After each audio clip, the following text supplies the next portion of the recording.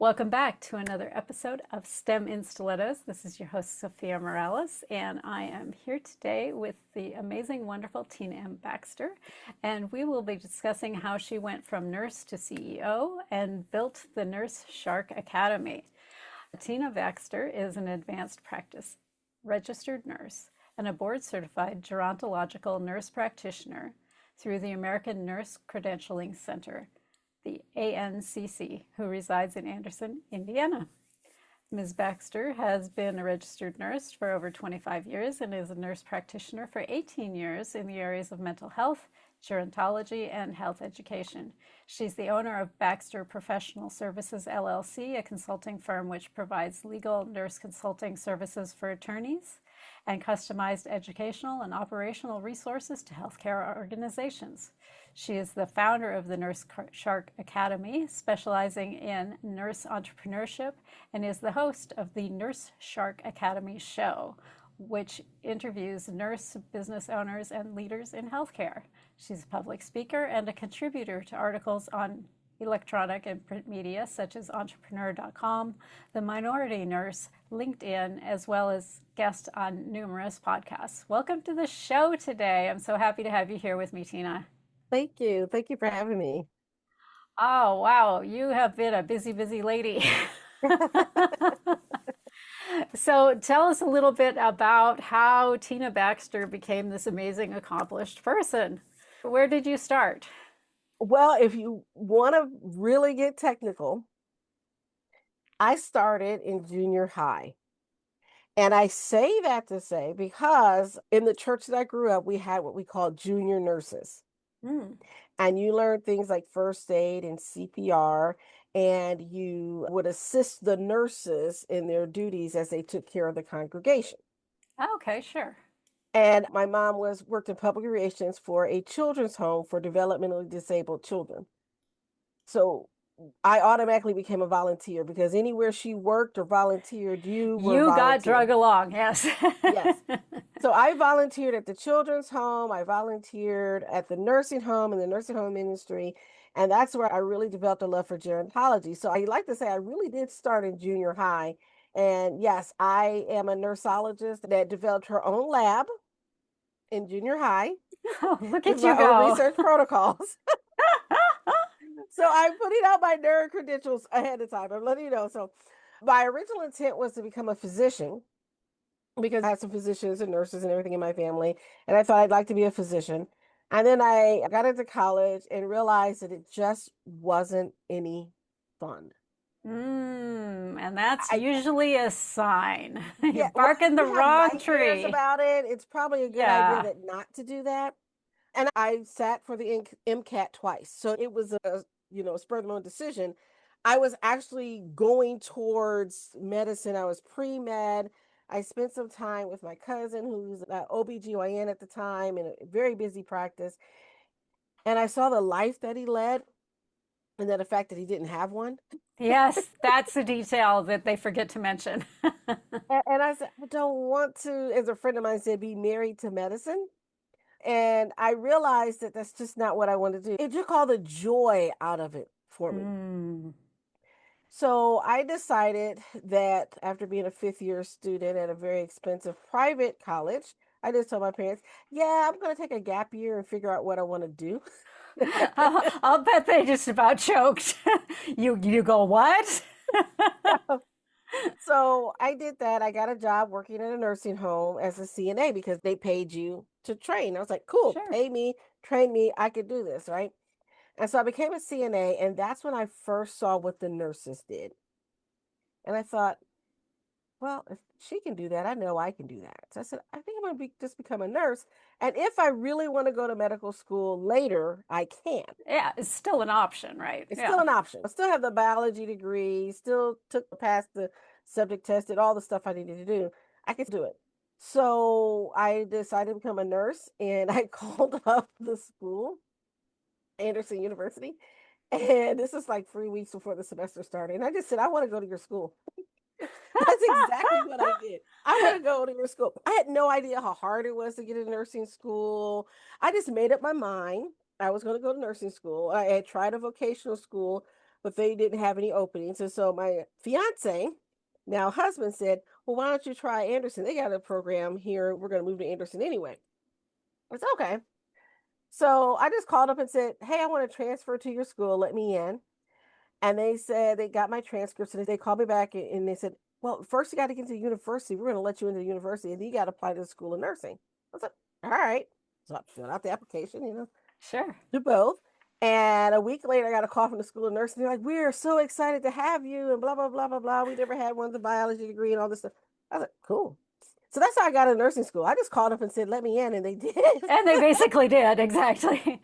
Well, you were overqualified, I would suspect, from their reaction. Well, yeah, so I graduated from Taylor with a degree in biology and a minor in French and a minor in Bible. Nice.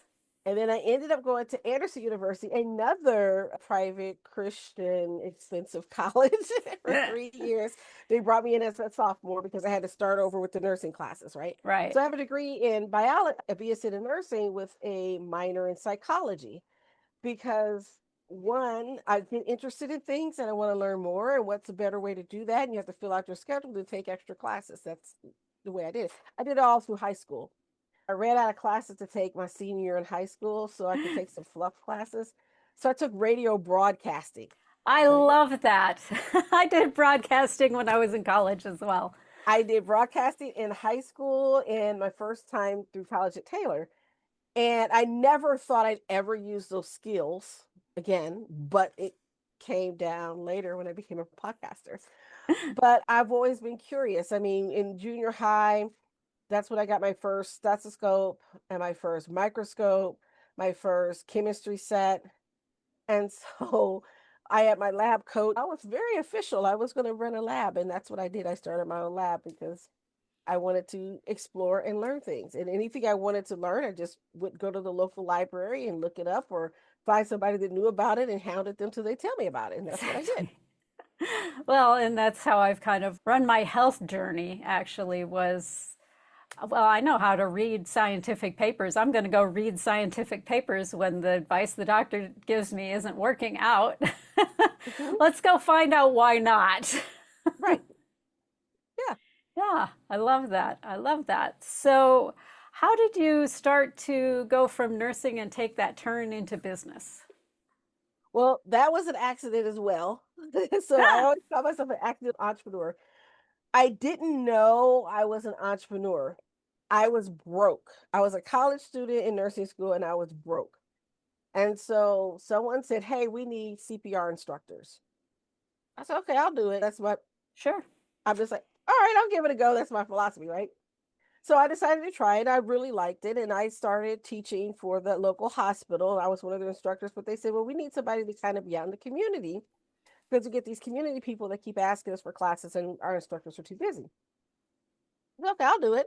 So I started doing these community classes and they would just pay me and I would make extra cash as a college student teaching classes. I had corporate clients and didn't realize what I had. You know what I'm saying? Yeah, yeah, exactly.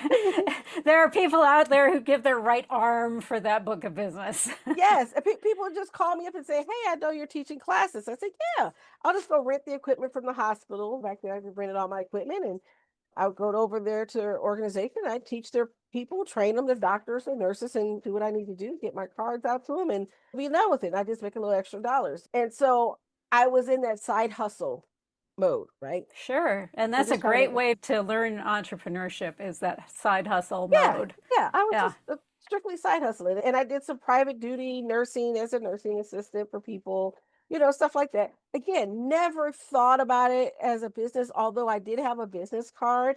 And I did at that time get a mailing address, like a post office box, because I Sure. didn't want people to Know where get you're living mail at. at my Yeah, home. That creeped me exactly. out. That was Yeah. even before I went into psychiatry, but that really creeped me out. So I had my PO box and everything. And then years later, I had become a nurse practitioner. I'd gone back to graduate school. And that's a whole other story too, because it was sort of like I got told I was going to graduate school, and that's how it happened.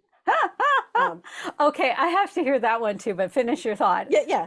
So I had finished wrapping up with a job, and that job did not go well. It was not a good fit for me, that company. at all. There are some ethical things that we just didn't agree on, and quite Mm, frankly, some things that were illegal going on. So we decided to mutually part ways in that position. I was in between jobs, and a friend of mine, this is right in 2008, 2009. So this is sure. right when the recession was going on. And she said, "Hey, I'm starting this business to train CNAs, and I want you to help me with it." And I'm like, "I just wanted to leave space for you to write a book." That's what I was working on, That's writing a all I book. wanted to do was write a They book. were paying me severance. I was looking for a job, but I was living off my severance. I'm like, I just want to write a book. Anyway, she said, no, I need you to help me with this project. I said, okay. So we started this company called His Solutions Healthcare. And then she said, and I want you to be the chief operating officer. Oh, well, now that's Okay. a whole nother level of commitment. Exactly. And so if you know me, if I'm in for a penny, I'm in for a pound, I'm going to put my full effort to it. So I started learning about business and how to start a business, and we worked together on the business plan and all setting up the LLC, all the things that you have to do, right, when you start a Yeah, business. We yeah, learned yeah. that together. We worked on it together. And what I discovered is that I had experience in hospital in management. So I wasn't completely out of leadership. I had a lot of experience with that. Is that I'm really good at operations. Hmm.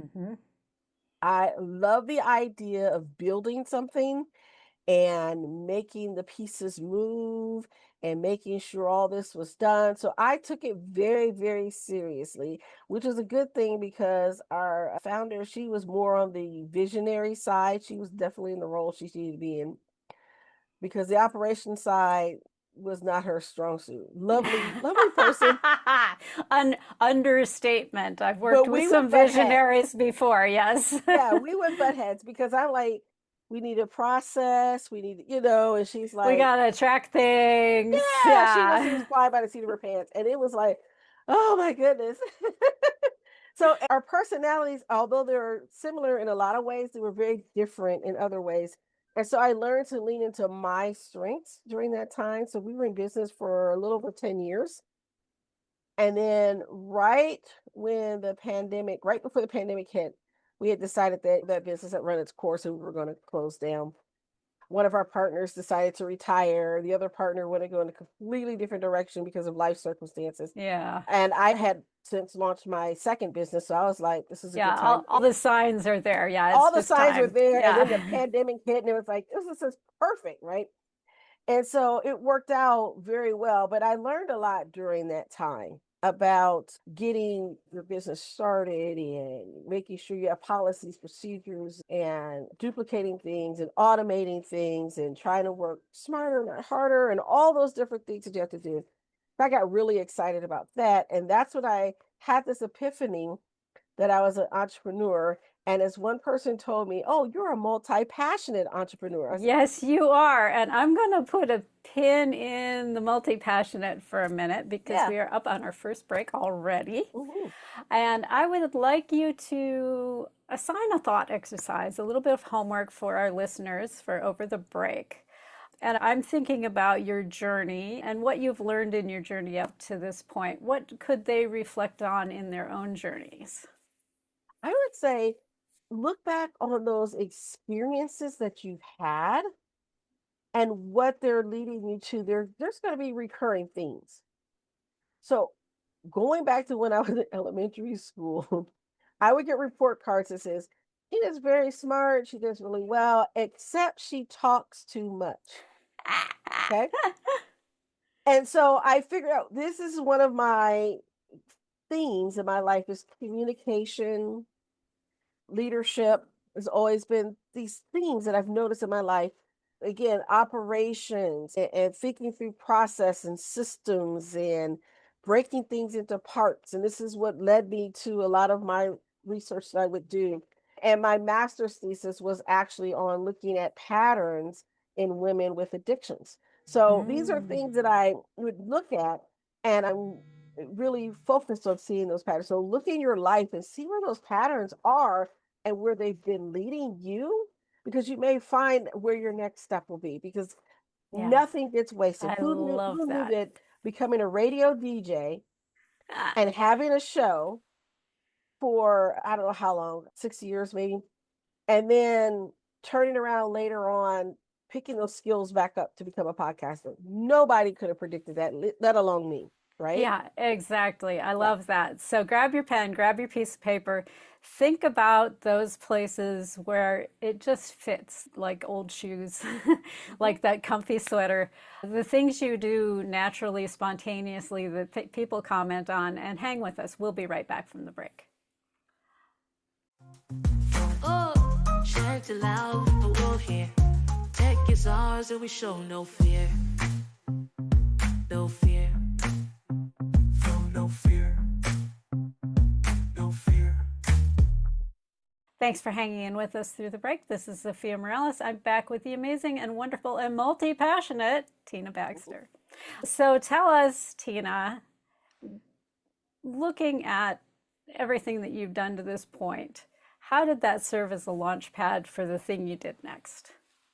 Well, I wanted to go back to the graduate school story because this kind of Sure. plays into it. Okay. So, how I got into graduate school, I was working as a nursing supervisor at the hospital, and my mentor was the vice president of missions.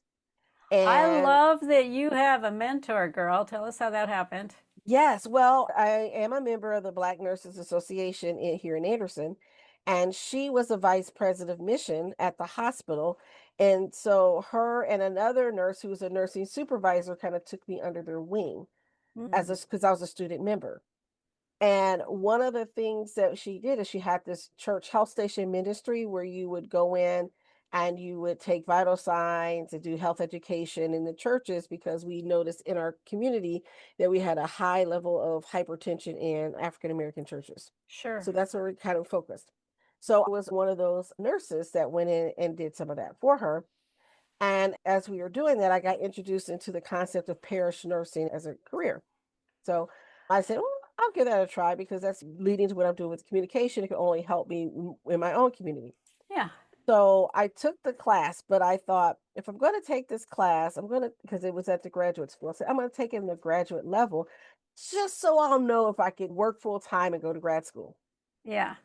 So I happened to go to the University of Indianapolis, and at that time, the dean of the University of Indianapolis had been the past president of ISNA, which is the Huh? Indiana State Nurses Association.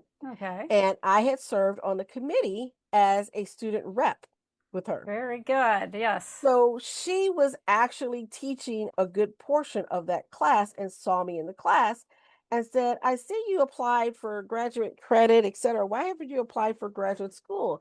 And so I said, well, my GRE scores are old. I don't really want to take it. I don't know if I have the money. I don't know if I have the time. So just kind of taking this class to kind of audit for graduate credit if I decide to go to grad school. She said, yeah, okay. You're full of excuses. Ah! Oh, calling you out on your shit. Exactly. So towards the end of the class, we get our commissioning ceremony as a parish nurse and things like that. I get a letter in the mail that says, you have been provisionally accepted into the family nurse practitioner program. I didn't have to take the GRE again. Show Oh, up to class on that day. you do not have a choice. You are admitted to grad school. Turn your stuff in.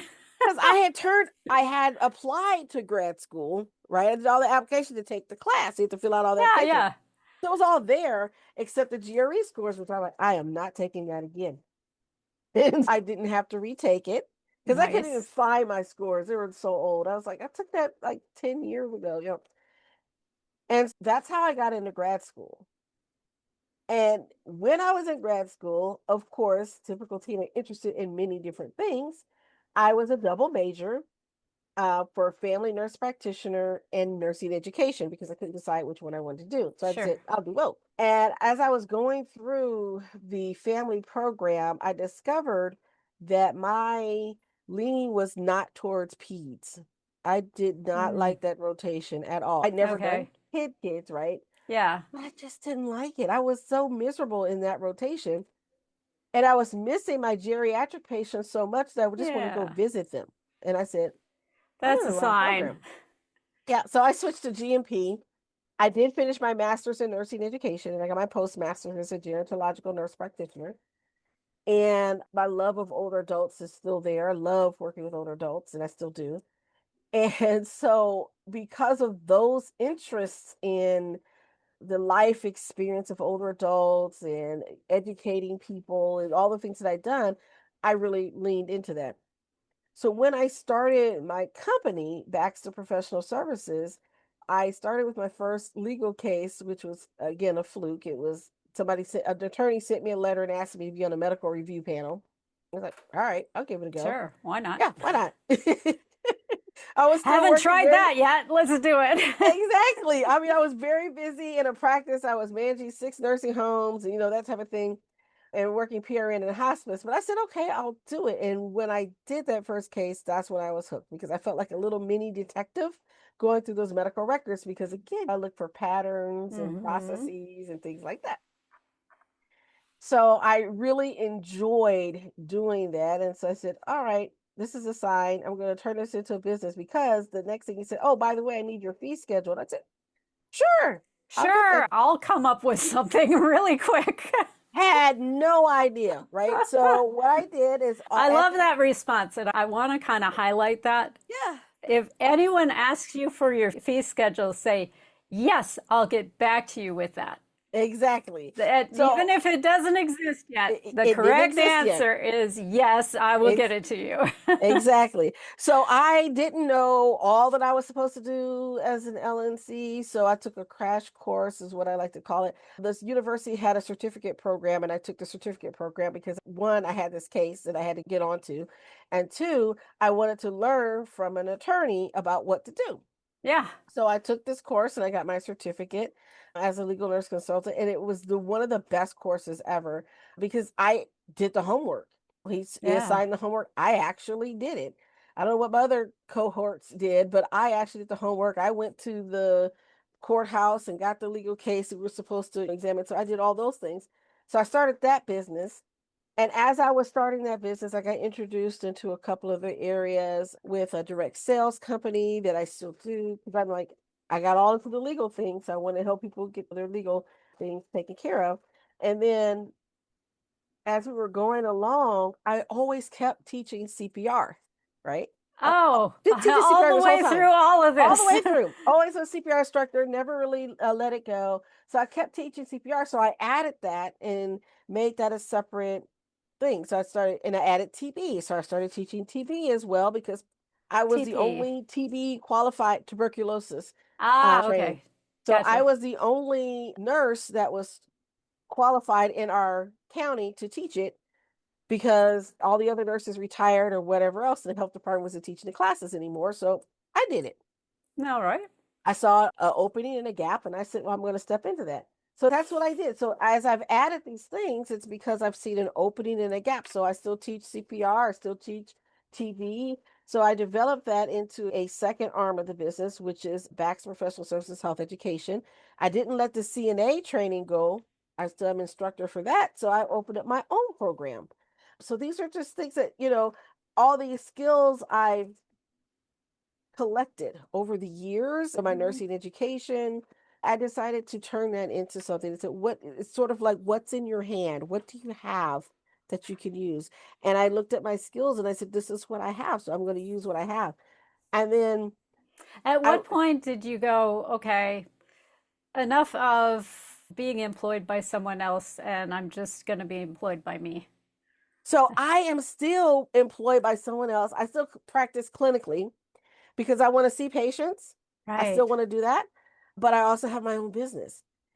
And I do that because one, in order for me to be an expert witness as a legal nurse consultant, I have to stay clinically active. Aha. So this is my way of staying clinically active, and it gives me that cushion. Sure. I don't have to worry about the health insurance right now because I got it and don't have to worry And that about, that is a big deal. yeah, Yeah. vacation time. Of course, vacation time for me means that was more time for me to work in my business. So I may take 1 or 2 days off for vacation, but I'm really putting in things together. Like I'll do an online challenge or a training course or something like that, whatever. So I do take vacations. I just use them strategically and I make sure I do get my rest. I'm very big on that. I teach wellness for a reason. And so I encourage people to look at what they're doing. One of my coaches has said your best business loan is your 9 to 5. And I truly believe Amen. that. Oh, yeah. Yeah, yeah. Yeah. So I keep my 9 to 5 because I still want to see patients and I still love what I do seeing patients. But I am looking forward to retirement, right? Because that's coming Yes. up soon. That will be soon. I'll be retirement age. Yes. It may not look it, but yes. So Oh I'm my goodness. excited Yeah, about it. no, you've worn well, I will Yeah. say. Yes. So, how did all of this eventually morph into Nurse Shark? Well, the Nurse Shark Academy came about because I was in an online challenge. I was in a challenge about challenges and running a challenge. Okay. Okay. And so I was in this group and people have been asking me, hey, how do you start an LLC? So I would just help people, one Sure, off. yeah. How do I start a home care agency? Okay, so I'll help you. I'm like, all right, I'll figure it out and I'll go help you build it, right? And then the more people started asking and pulling, I said, this seems like this is marketable. Yeah, I should be being paid for this. So, exactly. so when I was in this challenge, we were challenged to have our first challenge within 3 weeks of Mm, taking the course. So that's how the Nurse Shark Academy got launched. I originally just wanted to do the podcast because I had talked to people. They're like, "Oh, nurses can own business," and I was like, "Of course, nurses can own Of businesses." course. Oh my goodness. Most of the med health spas out there are nurse owned, but they have a Exactly. physician on the board and on the Yeah. paperwork because you have to. But yeah, Yeah. a lot of them are Nurse owned. owned. And, Yeah. and I would talk to nurses, and they would say, "Oh, nurses can own businesses." And I, okay, I said, "So we have to have a show to talk about that." So that was the original plan, right? But I was in this challenge and I said, well, I need to start the marketing for the coaching and consulting business. And so that's how the Nurse Shark Academy was born. And I was thinking about what to name it, right? Right. You always think about what to name your business, your company. This is like the third arm of our business. And so I thought, well, I want to make sure that they understand I'm a nurse. And I was watching a lot of Shark Tank at that time. And all the others that were taking like Nurse Boss and all that stuff. And I didn't want anything like Nurse Babe or Yeah. anything like that. We don't want anything like that. So I got to thinking about a shark. And so I researched it to see one, if anybody had the name, and a shark is an expert in their field of interest or Sure. business. And there is an actual nurse shark animal, right? Yes, the So animal exists. Yes. right. And so when I read about it, they said that the nurse shark lives at the bottom of the ocean, doesn't really disturb anybody, has a lot of teeth, looks ferocious, but unless you bother it, it doesn't bother you. And I said, well, that's perfect because that's exactly what nursing is like, Yeah. right? We may be at the bottom sometimes, but as long as you leave us alone, we're good. But you mess with us, we got teeth, right? Hmm. And so I thought about that, the nurse shark, right? And we're experts in nursing and experts in business. And Yeah. so that's how we marry that. And so that's how I came up with the Nurse Shark Academy. And I got with my graphic designer to develop the logo and was very picky about colors and things like that. I said, no, this has to change, that has to change. And her eyeshadow had to match the lab coat. Okay. There you go. Because So it's just a little thing. little Yeah. details are very important. And so that's how the Nurse Shark Academy was born. And so I ran my first challenge and got my first client. Very nice. Mhm. Very nice. I find it interesting how this grew really organically. I know a lot of people thinking about how they grow their business. Mhm. And it doesn't have to be a great depth of thought. You just have to follow the market signals, is what I'm Yes. hearing. Yeah. You were invited into these areas. It wasn't that you sat down and went, well, it looks like blah, blah, blah, blah, blah, blah. I'm going to go do this. There was an opening in the marketplace, and you went, I could do that. Let me go do it. It's just important to know what to do and what not to do. Okay. Yes. So, Tell me what not to do. all right. So Because I there was a think that's business. a real mistake a lot of us make. There's a Yes. lot of not to do out there. There was this business. I heard about it on someone's podcast. Shout out to Nick Loper. I heard it on his podcast, right? And it was about this nurse. She was a school nurse, and she went and founded this lice removal business. She got this Mm, franchise. They go in because she discovered there was a lot of big problem in the school system. She was a sure. school nurse, right? And so the parents wanted something private that they can go take their child to get treated for this head lice. Yeah. So she developed this company with this franchise and all this stuff and made great money, great success with it, right? And and at that time, we still had his solution. So I took it to my business partners and said, hey, I heard about this business. I researched it a little bit. There's only 2 in our state. I said, we're right in the middle of the state, so we'd be perfect to have this niche right here. Yeah, I well said, positioned. yeah, I said, you said something you'd be interested in? She said, well, take a look at it. We'll talk about it. So I researched it and everything. I found out what the licensing fees were going to be and I did all the market analysis and everything. And then something clicked in my brain and said, this is not the business for you. Mm. You hate head lice. That was like one of my Yeah, least favorite jobs when I worked on the floor as a staff nurse was sure. dealing with the head lice. And just Hmm. the thought of it was making me itch. Oh God, yeah. And the spirit said to me, you will be miserable in this if you do this. Yeah. And I said, you are so right. I don't actually want a lice removal business. And I realized what I was most excited about was building a new business. Mm-hmm. And Which is that's when information as well. yes, Yes. it clicked for me. I don't necessarily want to own a home care agency. But if you want to own a home care agency, I want to help you get there. I'm happy to help you I'm make it happy to do happen. that. I Yes. don't want to own a hospital, but I'm happy to help my client who's working on doing that, building a Yeah. hospital, right? I don't want to do those things myself, like on the day to day, but I do want to help you get there. So Yeah, do the that's what I want to do. strategizing and the Yes. thinking and the yes. Yes, I want to get it implemented so that you have all your systems in place. Because what I discovered in working with other coaches from different segments, and I work with SCORE, and they're a wonderful organization, but a lot of them don't understand healthcare. Right. And so, And healthcare is special. It's like pharmaceutical. It's yes, a whole different world. there's little rules that you have to abide by, or you get into regulatory trouble. And that becomes a mess in a hurry. Yes. And You're, so if you're you don't quickly know out of that, business when you get in regulatory trouble. yes. If you don't know that, then you have problems. So there was a nurse, she wasn't one of my clients, but there was a nurse that Can, had started can a home. I Mhm. can I put a pin in this? I want to hear this Yeah. story, but we're on our second break Oh, sure. already. Hmm. So just hold on to that story.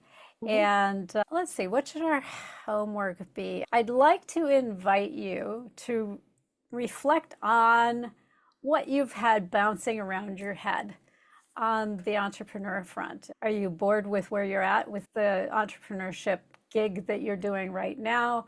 Are you looking to build something new and different? Are you just starting out on your entrepreneurial journey? And think about the things that light you up, the things that make you happy. Because I think one of the important things that comes out of Tina's story is following those breadcrumbs is critically important to you having a successful business. Not that you can't run a business that you don't like, but why do you want to live that way when there are Precisely. other businesses that will light you up in addition to making you money? So spend some time thinking on that and hang with us. We'll be right back from the break. Oh, shout aloud, the wolf here. Tech is ours and we show no fear. No fear. No fear. No fear. Thanks for hanging in with us through the break. This is Zofia Morales. I'm back with the amazing and wonderful Tina Baxter. And when we went on break, Tina was telling a story about a nurse. So, what was this nurse up to, Tina? Okay, well, this nurse is this is really speaks to the heart of nursing. Most of us are very empathetic. We want to help and serve people. We went into nursing because we wanted to be a service, right? So she decided to start a business where she made a in-home home care, right? Like Mm, a hmm. assisted living in the home, Sure. basically. So a residential home. In her home, she would take patients in and she would care for them and as they're transitioning with their life and things like that. Well, it was going very well and she had more people that wanted to get in than she had space. So she thought, oh, I know, I'll just build a second home and I'll put them in there and I'll hire somebody to be over there. Yeah. Well, here's the problem with that. Her license was for a in her personal home space. When Oh, she yes. created the second building, That's not her home anymore. she made an illegal assisted living, Oh, no. and she fell afoul of her state regulations. Sure. So then she was facing civil penalties as well as possible criminal charges. Oh, And it was no. all from a heart of wanting to serve, Well, yeah, exactly. right? But if you Well, a don't heart that know wanted to serve and then a mind that forgot what the original process said she was allowed to do. exactly, Yeah. exactly. And so again, it's those regulatory things that can come in and get you. And I was in the group that we were talking about this case as a case study. And the other people in the group that weren't in healthcare were like, oh, this is awful. And she was just being good. I said, but wait a minute. She had a good heart, but not everybody out there has a good heart. The state was doing its due diligence. Oh, It's not yeah. the And state's they're fault. there to protect people, right? They Because are there there to are protect people. folks who will just buy a bunch of buildings, throw whoever in there, and rake in the money. And that's not a good situation. Right.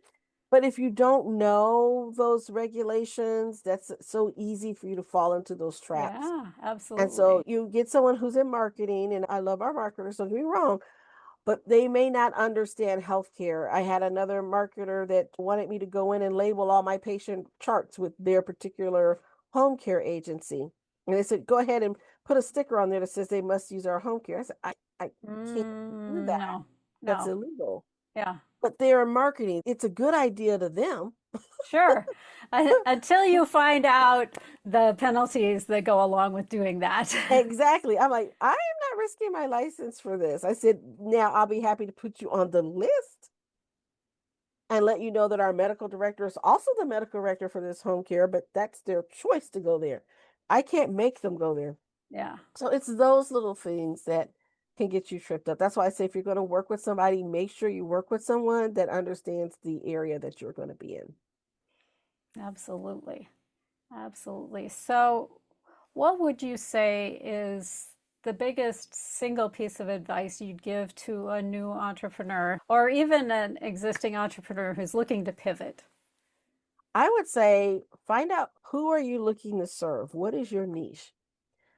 When I first started in business, I thought, oh, well, my niche is everyone. I want to serve the whole world, but that's not realistic. And your message becomes very muddy when you do Well, that. and you discovered as you went through the different populations that there were people who weren't your people, Right. right? You were not a Yes. fan of pediatrics. It's like, No. okay, that's important information. Right. So as a clinician, I did not want to work in pediatrics. Do I love work? Do I love children? Yes. Did I want to take care of them like that? No, they No. terrified me. The liability was like, whoo, no. And that's how I also knew that I didn't want to be an OB nurse. I spent time with my cousin who was an obstetrician. And I'm like, if you're going to be having a baby and wake me up at 3 a.m., you better be having a baby. There's no Braxton Hicks with me if you disturb my sleep. I realized that was not for me, but you Yeah, call and tell me that Mrs. Smith is taking her last breath and I'll be Johnny on the spot. And I realized that that was my who for my clinical practice. It's the same with business. You know what nursing specialty that you like, and you look at your business. Who do you want to serve? I niche down to nurses because I really want nurses to be at the forefront and take charge of their career. Not to say that I don't work with others, because I do work with others in the healthcare field, but my love and my heart's always going to be nurses, right? And you have to know who it is that you really want to serve. On our website, there's a little thing that you can get that on micro niching and finding your who. So you can right. pick it up on our website. But yeah, so those are just And little. you can find the website in the show notes. I want to Yes. kind of shine a little light on something that you kind of skated over. Hmm. You said your people are nurses, nurse entrepreneurs, Hmm. basically. But you work with other people too. And I Yes, think people forget that niching doesn't mean you never work with anyone else. precisely. It just means you talk to that particular core group. There will other people who also hear your message and be attracted and who will come and work with you who are maybe Hmm. not that Hmm. particular avatar that you had in your mind. And that's fine. That's That's fine. okay. That adds a little spice to life. But it's really important to choose who you're talking to because when you talk to everybody, you talk to no one. Precisely. So I've worked with massage therapists. I had no idea about because I'm thinking everybody's like nursing. No, it's not. So I had to learn about massage therapy and their board of massage therapy in our particular state and those regulations and rules. I was helping a massage therapist to open up her own training school. Yeah. So you have to look at those skills that you have and how you can reuse them, repackage them, utilize them, and what you bring to the marketplace. And then what are the needs are in the marketplace? What are the gaps that you see? I interviewed a nurse and she developed the scrub tip. So when you have a urinary drainage bag, right? Mm-hmm. And you're letting out the urine for the urinary drainage bag for somebody who needs a Foley catheter. We usually used to teach that you'd swab it with the alcohol pad. We Yeah. kind of gotten out of that practice for whatever reason, and so it wasn't getting done. So infection rates were going up. So she did a study to study the infection rates and developed a piece and that will screw onto it like a little cap that has the alcohol pad already in it. So Oh. that when you're putting it on there, you're doing the thing that you need to do. You're scrubbing it Oh, I without love it. having to do the extra step. That's So awesome. a nurse came up with that. The first crash cart was invented by a nurse. That would make complete sense. Just put it Yes, all together on a cart, grab it and go. Yeah. yes, invented by a nurse. So there's several things that nurses are out there inventing. I talked to a nurse that people, you're going for your credentialing, like you renewing your license, your certifications, all that stuff, and you have to try to keep track of all those things. She developed an app to not only track all those things, but also to remind you when they need to be done and where to store all your stuff. So all you have to do is push it out and it goes and it, you know.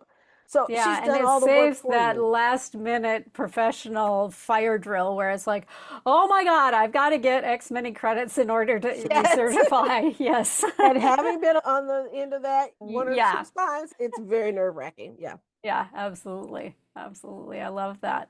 So I know you brought a gift for the listeners today. Tell us a little bit about that gift. Well, I have our what I call our bold leadership mini guide for nurse CEOs. It's just to kind of get you started on your journey as a nurse CEO and figuring out what you want to do and how to take those bold action steps to get started. And for those of you that are in your business and maybe you need to have a pivot or a change, this will be a good little reminder about how to change because I didn't know I was going to pivot in my business. I didn't know I was going to have a pivot. I didn't know we were going to have a pandemic, Surprise. right? Surprise. Yeah. So all this stuff happened and you had to be ready. But what I found is because I was already on the internet and doing meetings with people on Zoom and comfortable with that type of stuff, for me to pivot to an online world was a lot easier than some of my counterparts that Oh, were used sure. to face It's to like, face. what's a Zoom? Yeah. And so for me, because of my busy schedule, I was already doing it. So it was easier for me to transition than it was for a lot of other people. And a lot of people, businesses closed because they couldn't make that leap. They just Well, couldn't. and it took a lot of creativity. I know, gosh, it was maybe 4 months or so back. I did an interview with a lady who had just expanded her massage therapy studios. She had like three at that time. One of them was brand new when COVID hit. Oh my And gosh. she's like, holy crap, now what do I do?